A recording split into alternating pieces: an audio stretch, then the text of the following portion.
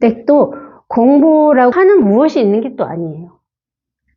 신기하게도 내가 공부를 하고 있구나 이런 생각은 들지 않아. 그냥 스스로가 어느 정도 이게 힘이 딱 생겨서 이게 스스로 밝게 이렇게 존재감이 딱 드러난 후부터는 알아서 공부를 해 가고 있는 거지. 아, 내가 공부를 해야지 해서 하는 내가 있는 것이 아니라 이놈이 스스로 알아서 적응을 해 가고 스스로 이게 밝아지고 스스로 이게 존재감을 드러내고 그렇게 스스로 가더라 이거죠. 이놈이 알아서 해요. 그러니까 공부를 잘하는 자기가 있는 게 아니고 공부하는 내가 사라지면 사라질수록 이놈이 내 존재감을 드러내면서 스스로 공부를 하고 있는 거예요. 공부하는 애는 점점 사라져 가야 돼요. 없어. 근데 뭔지 모르지만은 뭔가가 있어. 이렇게 스스로 알아서 이렇게 삶을 살고 있는 뭔가가 또 없다고도 할 수 없어요. 뭔가를 하고 있는 나는 없어요. 뭔가 하고 있는 내가 있으면, 공부를 하고 있는 내가 있으면은 그거는 공부가 아닌 거예요. 그때는 망상을 떨고 있는 거라고. 얼마만큼 내가 이 나라는 아상, 또 공부를 하고 있다는 이 법상에서 벗어나느냐가 공부의 가장 중요한 키포인트예요. 거기서 벗어나는 거야, 자꾸. 그래서 욕심을 부리지 말라는 게 바로 그거예요. 욕심을 부리는 내가 있잖아요. 그게 욕심을 부리면 부릴수록 그 욕심 부리는 내가 상이 어떻게 되겠어? 강해지고 커지죠. 그 상으로 또 벗어나는 거거든. 공부하고 있는 나, 내 삶을 살고 있는 나로부터 벗어나는 게 이 공부라고. 스스로 알아서 저절로 공부를 할 때까지는 자충우돌 해요. 길을 잘 가고 있는지도 모르겠고 공부를 하고 있는지도 모르겠고 이렇게 쫙 일자로 이렇게 쭉 가야 되는데 그렇게 가지를 못하죠. 비틀비틀하면서 스스로 힘이 생길 때까지 중심을 이렇게 딱 잡을 때까지 스스로 비틀거릴 수밖에 없는 게 이 공부예요. 그러니까 선생님이 외나무 다리를 걷는다고 그랬잖아요. 이게 외나무인데 외나무 그래도 편편하면 걷기가 좋지만 외나무는 이렇게 통나무같이 동그랗잖아요. 거기에 얼마나 우리가 흔들리지 않고 그 위에 딱 바로 서기까지는 얼마나 많은 시간과 노력이 필요하겠냐고. 수도 없이 왼쪽 오른쪽으로 떨어지겠죠. 그러다 보면 처음에는 이 외나무 다리에 여기가 너무 동그라가지고 이 발을 올릴 수 없는, 잠시 올렸다가 뚝 떨어지는, 공부라는 게 그런 것 같아. 제가 이렇게 뒤집어 보니까 그랬던 것 같아. 근데 이제 조금 공부에 힘이 생기고 조금 이 자리에 익숙해져 가는 시간이 오고 나니까 점점 이제 이렇게 좀 평평해진다 할까요? 여기가 좀 평평하면은 내가 발을 딛고 서기가 쉽잖아요. 그게 점점 넓어지겠지. 그럼 나중에는 비틀거리지 않고 그냥 뚜벅뚜벅 걸어갈 수 있는 그런 힘이 생기겠죠. 비유가 딱이네요. 처음에는 이 정도도 아닐 거라고. 너무 미끄러 동굴에서 어떤 평평한 면이 없어. 자꾸 자꾸 떨어진다고. 그래서 자꾸 올라서려고 노력하다 보면은 점점점 이렇게 내가 올라서고자 하는 면이 넓어지는 게 이 공부의 힘이고, 이 자리에 익숙해져 가는 과정인 거예요. 그러다 보면 이제 길 자체도 사라지지. 없어. 그렇게 가다 보면. 그럼 이제 떨어질 곳이 없지.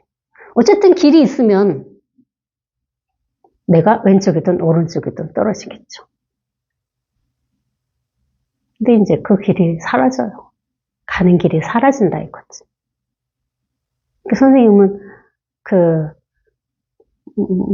밭둑으로 이렇게 소를 몰고 간다는, 선생님 이제 옛날 분이시라 소를 이렇게 끌고 가다 보면은 양쪽에 이제 이렇게 풀이 있으면은 소는 뭐 왼쪽이든 오른쪽이든 먹으려고 배가 고프니까 입을 댄다고 그 표현을 하셨는데 그 자꾸 이쪽도 왼쪽도 아니고 오른쪽도 아니야. 끌고 가는 내가 자꾸 소를 이 중심으로 잡아 당기는 거지. 그게 분별을 벗어나는 거라고. 그러니까 이거는 죽기도 아니고 이건 컵도 아니야. 분별하는 중생한테. 그게 이 공부인 거야. 자꾸 이 자리로 자꾸 당겨오는 거라고. 왼쪽도 아니고 오른쪽도 아니야. 그러다 보면은 처음에는 막 자기가 막 머리를 들이받고 하면서 그거를 벗어나려고 하겠지만은 어느 순간에는 이제 순응하고 지 갈 길을 가는 시간이 오겠지요. 그게 결국은 소를 길들이는 방법이라고 그랬잖아요. 모구. 그게 모구인 거야. 왼쪽도 아니고 오른쪽도 아니고. 그러다 보면 이제 어느 순간인가 이제 길이 딱 들면은 이제 양변으로 떨어지지가 않죠. 어느 쪽도 분별하지 않는 상황이 온다 이거죠. 그러면 그냥 이제 그 가던 길이 그 소마저도 사라진다. 그게 15도에 나오는 얘기잖아요. 그럼 다시 어떻게? 입천수수. 다시 세간으로 돌아가서 그냥 살면 된다고 그랬다고. 그렇지만 예전에 내가 세간에서 살던 나와 한 바퀴 돌고 다시 돌아온 원점으로 이론상이라고 했잖아. 원점으로 돌아온 나하고는 겉모습은 같지만 속은 다르죠. 왜? 그 나라는 게 이미 사라졌기 때문에 속가 사라졌거든. 그냥 어찌 하든 어떤 일을 하든 그냥 살게 돼요. 우리가 참 인연 따라 산다는 얘기들을 참 많이 하는데 어떤 인연이 와도 거기에 거리낌이 없게 되는 거죠. 인연 따라 산다는 거는 어떤 인연이 오든 인연이 꼭 사람만 얘기하는 게 아니잖아요. 어떤 인연이든 좋은 느낌도 인연이고 나쁜 느낌도 인연이고 좋은 생각도 인연이고 나쁜 생각도 인연이에요. 어떤 인연이 오든 내가 그거에 좌지우지 되지 않고 항상 이렇게 평상심을 유지하면서 사는 거. 그게 이제 입전수수에서 사는 삶이라고 할까요? 점점 그렇게 돼 가는 것 같아요. 그러니 하물며 어떤 사람이 이 경을 모조리 기억하고 소리내어 읽는다면 어떻겠느냐. 수보리야. 이 사람은 가장 뛰어나고 드문 법을 성취한 사람임을 알아야 한다. 만약 이 경전이 있는 곳이라면 부처님이나 존중할 만한 제자가 있는 것과 같다. 여기 가장 뛰어나고 드문 법이라고 그랬어요. 또 이 자리를 얘기하겠죠. 더 이상 없으니까. 이거 외에는 더 이상 없으니까 이걸 가장 뛰어나고 드문 법을 성취한 사람이다. 그럼 이 금강경을 읽어서 모조리 기억하고 소리내 읽는다고 이 법을 성취할까요? 그건 그냥 분별로만 남게 되겠죠. 사실은 이 경을 모조리 읽고 기억하는 것이 이거고 소리내어 읽는 것이 이거거든. 분별하지 않으면. 그러니까 이 자리에서 읽어야 된다는 거지. 이 자리에서 읽으면 기억할래야 기억할 수가 없다고. 아직은 머리가 살아있어서 금강경 읽고 나면은 한두 구절이 기억에 남기도 하긴 하겠죠. 굳이 기억을 내가 하려 한다면. 그렇지만은 이 자리에서 읽으면은 그 기억마저도 너무나 희미해지거든요. 그랬나? 어제가 설날이었나요? 저희는 이제 우리 아들이 5대 독장가라서 오는 사람이 없어요. 집에. 우리밖에 없으니까 차라리 딱 끝나고 나면은 할 일이 없어 사실. 다 같이 이제 하고 다 치우고 이러면은 뭐, 그냥 끝이야. 오고 가는 사람이 없어, 사실. 그래, 심심해가지고, 할 일이 없으니까. 그래서 뭐, 버페도 오늘 해볼까 하는 생각도 했던 거고, 넷플릭스에 뭐, 또 심심하길래 드라마를 봤어. 근데 옛날에 봤던 거야. 근데 너무나 새로워. 안 봤던 거야. 내용이 기억이 하나도 안 나. 너무나 모든 장면이 다 새로운 거야. 부작인 거 얼마나 길어요. 허리가 아파 죽겠더라. 그걸 보는데. 근데, 거기에 내가 하나도 어느 장면이나 어느 말에 끌려가지 않더라, 이거죠.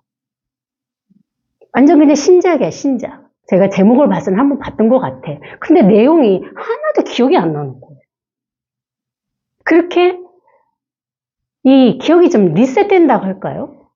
자꾸 기억이 자꾸 이렇게 없어지는 것 같다 할까? 그래서 이 자리에 턱밑이 빠졌다는 얘기가 바로 그런 거구나. 잘 담고 있지 않는다는 거죠. 어떤 것이 됐든 기억이 됐든 뭐가 됐든 어떤 말을 들었던 누구를 만났던 어떤 그런 것들이 남아있지 않게 되는 거예요. 이 큰 통에 밑에 밑이 없으면은 뭘 집어넣어도 그냥 다 새 나가잖아요. 그래서 이 자리가 턱밑이 빠진 자리를 하는 거예요. 없어. 뭘 이렇게 들여다봐도 통 비어있으니 항상 텅 비어있는 거죠. 그러니까 이게 뭐 금강경을 소리내서 읽는다고 그래가지고 가장 뛰어나고 드문 법을 성취한 사람이다 할 수가 없죠. 한마디 한마디 금강경이 읽되 읽은 바가 없어야 된다는 거예요. 진짜 없다니까? 진짜 없게 돼요. 어떤 얘기를 읽거나 어떤 얘기를 들으나 그냥 밑 빠진 독이 돼서 턱밑이 딱 빠져가지고 그냥 사라져버리고 만다. 그렇게 읽으면 금강경을 읽거나 뭐 소설책을 읽거나 뭐 드라마를 보나 뭐 음악을 들으나 뭐가 다르겠습니까? 똑같죠. 응? 선생님 본문을 들으나 뭐 클래식을 들으나 똑같다 이거지. 이 자리에서 듣고 이 자리에서 읽으면 그 무엇도 다르지 않다는 거야. 똑같아요. 그 어디에도 끌려가지가 않아. 어디에도 끄달리지 않는다는 거지 내가. 좋은 것이든 나쁜 것이든 내가 좋다고 분별하고 내가 나쁘다고 분별하지 않으면 문제는 뭐야? 내가 분별하는 게 문제인 거야. 아 이건 좋은 거야. 아 이건 나쁜 거야. 이건 하고 싶어. 이건 하기 싫어. 그렇게 분별이 문제인 거지. 먼저 분별을 하고 우리는 행동을 하든 뭐를 하든 하잖아요. 그럼 분별하지 않고 해야 된다는 거지. 먼저 이놈이 딱 이렇게 분별 전에 먼저 앞장서야 돼. 그러면은 아무리 분별을 해도 그 분별이 되지가 않게 되는 거죠. 그래서 이 법을 묘한 법이다. 미묘법이라고 하는 거로. 묘한 법이다. 뭐라고 딱 정리할 수는 없어요. 순간순간 다르니까. 매 인연마다 다르니까. 근데 이렇게 다른데 뭐라고 이거를 딱 정의를 내릴 수 없지만은 또 이거라고 얼마든지 말을 할 수가 있다. 말을 했지만 이겁니다 했지만 이거는 이미 사라지고 없어요. 그 순간, 이 순간. 매 순간이 그런 거라고 그래. 매 순간.